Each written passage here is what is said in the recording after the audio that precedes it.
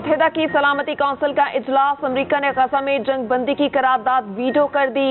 اقوام متحدہ عرب امارات کی جانب سے پیش کی گئی اور آپ کو بتائیں کہ 13 اراکین نے حمایت کی، برطانیہ غیر حاضر رہا جبکہ امریکہ نے مخالفت کی۔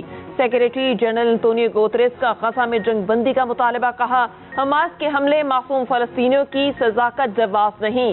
فلسطینی سفیر ریاض منصور نے کہا اسرائیل غزہ کی پٹی کا صفایا کر دینا چاہتا ہے، عالمی برادری فوری جنگ بندی کی حمایت کرے۔ اسرائیل کی غزہ میں وحشیانہ کارروائیاں تیسرے ماہ میں داخل، 24 گھنٹوں میں مزید 350 فلسطینی شہید۔ صہیونی فوج نے ایک دن میں 450 اہداف کو نشانہ بنایا۔ خان یونس اور جبالیہ سمیت متعدد علاقوں میں شدید بمباری۔ فلسطینی مصنف اور صحافی ڈاکٹر رفعت العزیز سمیت 20 شہید ہو گئے۔ اسرائیل سے عمر میں بڑی ہونے کی دلیل اور دعوے دار نیلی آنکھوں والی بزرگ خاتون بھی چل بسی۔ نماز جمعہ کے لیے مسجد اقصی آنے والوں پر گندے پانی اور آنسو گیس کی شیلنگ۔ حماس کا 3 روز میں 135 اسرائیلی گاڑیاں تباہ کرنے کا دعویٰ۔ حزب اللہ بھی میدان میں، 13 اسرائیلی اہداف کو نشانہ بنایا۔ 2 اسرائیلی فوجی جہنم واصل۔ اسرائیلی وزیر اعظم نے بیروت کو غزہ بنانے کی دھمکی دے دی۔ غزہ میں فلسطینی شہریوں کے ساتھ اسرائیلی فوج کے بدترین سلوک کی ویڈیو وائرل۔ 20 فلسطینیوں کو شدید سردی میں برہنہ کر کے بٹھا دیا۔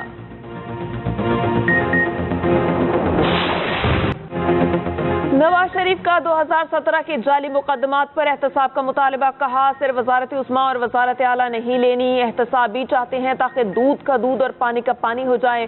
قوم کو بتائیں ملک میں ڈاکہ کس نے ڈالا، جنہوں نے بوگس مقدمے بنائے کون ان سے پوچھے گا۔ جسٹس شوکت صدیقی کو فیض حمید نے کہا نواز شریف جیل سے باہر آیا تو 2 سال کی محنت ضائع ہو جائے گی۔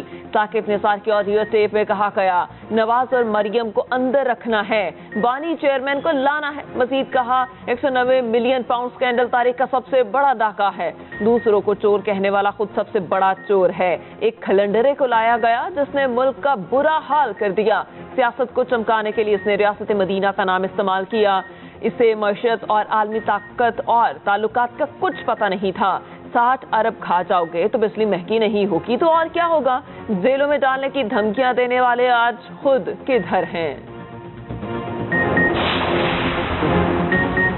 قوم پروجیکٹ نواز شریف کو مکمل طور پر مسترد کر چکی ہے۔ ترجمان تحریک انصاف کا نواز شریف کے بیان پر رد عمل، کہا 8 فروری کو قوم نون لیگ کی سیاست کو دفن کر دے گی۔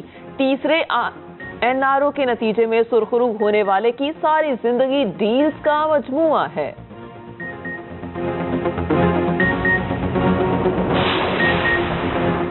الیکشن سے پہلے تحریک انصاف کو ایک اور بڑا جھٹکا، شوکت طرین نے ساتھ چھوڑ دیا، PTI اور سیاست کو خیر بات کہہ دیا۔ سابق وزیر خزانہ کا سینٹ سے بھی استعفیٰ دینے کا فیصلہ، شوکت طرین نے پارٹی قیادت کو اپنے فیصلے سے آگاہ کر دیا۔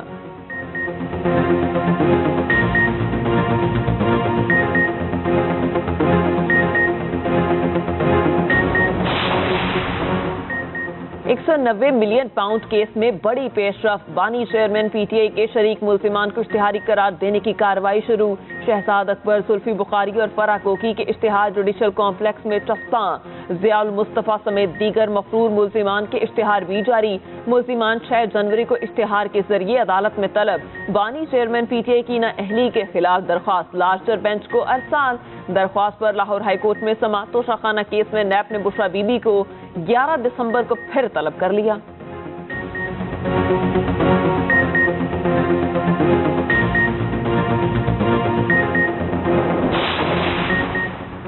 سیاسی جوڑ توڑ میں اہم پیش رفت، مسلم لیگ نون اور IPP کے درمیان سیٹ ایڈجسٹمنٹ پر اصولی اتفاق ہو گیا۔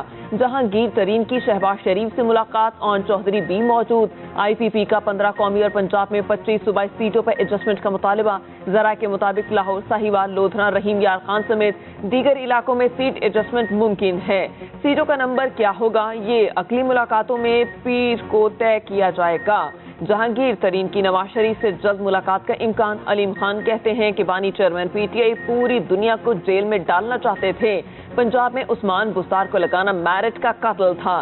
بانی چیئرمین کو سچی باتیں بتائیں تو مجھے نیب سے پکڑوا دیا۔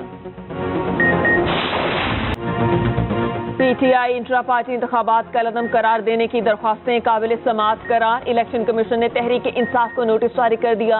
इंट्रा पार्टी इलेक्शन दोबारा कराने की इस्तदा मुस्तरद। चीफ इलेक्शन कमिश्नर की सरबराही में 5 रुकनी कमीशन ने 14 दरख्वास्तों पर इब्तदाई समाअत की। मेंबर खैबर पख्तूनख्वा ने कहा, अब दोबारा इलेक्शन को भूल जाएं, पहले इलेक्शन कराने का मौका दिया, अब नहीं कराए तो इसके असरात तो होंगे। समाअत 12 दिसंबर तक मुलतवी।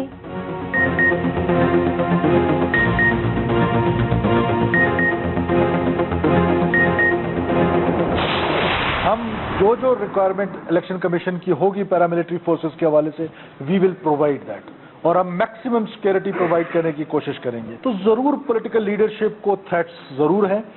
स्पेसिफिक थ्रेट किसी लीडर के हवाले से अभी तक मासवाए मौलाना फजल रहमान साहब के हमें रिसीव हुआ है, लेकिन जनरल थ्रेट पब्लिक रैलीज में जरूर है, और हमारी कैपेसिटी है, हमारी विल है, हमारी ये ख्वाहिश भी है और हमारी मेहनत भी है कि ये इलेक्शंस जो है वो पीसफुल हों। आम इंतखाबात में सियासी कायदीन के हवाले से सिक्योरिटी थ्रेट मौजूद हैं। मौलाना फजल रहमान से मुतालिक सिक्योरिटी थ्रेट हुकूमत को मौसूल हुआ। कोशिश है इंतखाबात पुरअमन हो। निगरान वज़ीर दाखिला सरफराज बुख्ती की न्यूज़ कॉन्फ्रेंस कहते हैं, सिक्योरिटी से मुतालिक इलेक्शन कमीशन की तमाम ज़रूरियात पूरी करेंगे, जितनी पैरामिलिट्री फोर्स दरकार होगी फराहम करेंगे। शनाख्ती कार्ड होल्डर्स अफगान बाशिंदे पाकिस्तान में सियासी सरगर्मी में हिस्सा नहीं ले सकते। निगरान वज़ीर इत्तलात मुर्तज़ा सोलंकी कहते हैं, आम इंतखाबात 8 फरवरी को होंगे। इल्तवा की खबरें गलत हैं, इलेक्शन की दौड़ में हमारा कोई घोड़ा नहीं।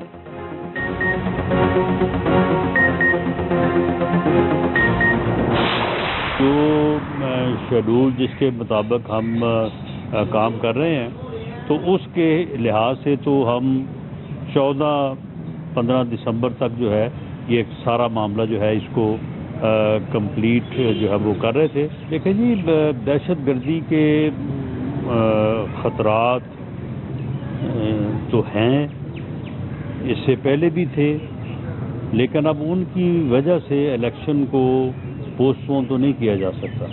बहरहाल ये हुकूमत का फ़र्ज़ है, लॉ इन्फोर्सिंग एजेंसीज की जिम्मेदारी है कि वो दहशत गर्दी का कलाकुमा करें और लोगों को तहफ़्फ़ुज़ फराहम करें। दहशत गर्दी के खतरात की वजह से इलेक्शन को मुलतवी नहीं किया जा सकता। राना सनाउल्लाह कहते हैं, कानून नाफिज करने वाले इदारे इंतखाबी अमल को सिक्योरिटी फराहम करें। किसी को जुर्म में गिरफ्तार किया जा रहा है तो लेवल प्लेइंग फील्ड का जवाब नहीं। बिलावल भुट्टो को पता है कि टिकटॉक और गेट नंबर 4 की सियासत कौन करता रहा। पंजाब में सियासी इत्तेहाद किसी से नहीं करेंगे। सीट एडजस्टमेंट के लिए हर एक के लिए दरवाजे खुले हैं।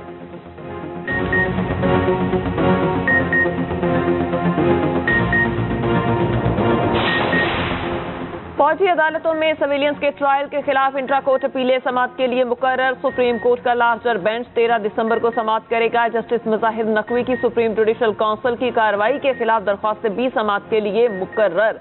जस्टिस मुजाहिर नकवी की दरख्वास्तों पर समाअत 15 दिसंबर को होगी। कॉज लिस्ट जारी।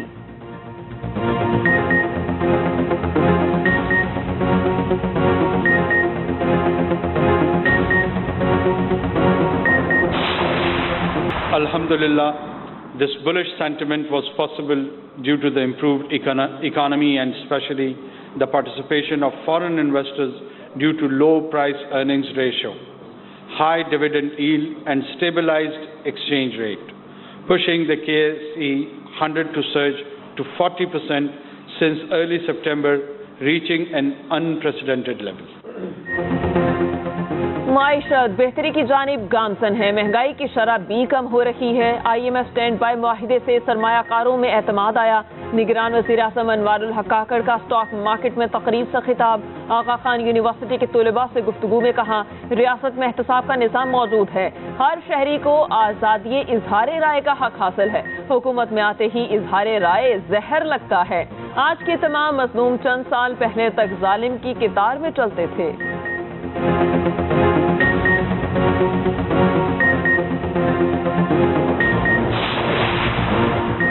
हुकूमती इक़दामात से मुल्की टेक्सटाइल बरामदात को 50 अरब डॉलर तक पहुंचाया जा सकता है। वज़ीर तिजारत डॉक्टर गोहर एजाज का टेक्सटाइल एक्सपोर्ट एडवाइजरी काउंसिल के इफ्तिताही इजलास से खिताब। कहा, मुल्की बरामदात बढ़ने से कर्जों का बोझ कम हो सकता है।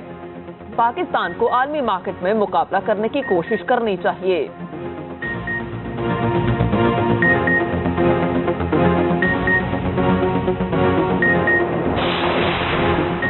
CPN के ज़ेर एहतमाम इलेक्शन पर सियासी जमातों के कायदीन के साथ मीट दी एडिटर्स का इनेकाद। MKM रहनुमा मुस्तफ़ा कमाल की शिरकत। कहते हैं MKM ने पाकिस्तान को बचाने के लिए 3 आईनी तरामीम तजवीज़ की। ये तरामीम करके पाकिस्तान को आब हयात पीना होगा।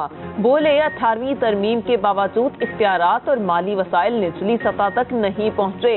अमीनुल हक ने कहा, हमने मीडिया को कंट्रोल करने के लिए लाए गए बिल की मुखालफत की।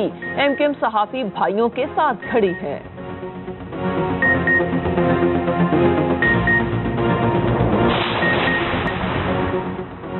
पाकिस्तान का अंडर-19 एशिया कप में फातिहाना आगाज। ग्रीन शर्ट्स ने नेपाल को 7 विकेटों से हरा दिया। मोहम्मद ज़िशान ऑल राउंडर कारकर्दगी पर मैन ऑफ द मैच करार।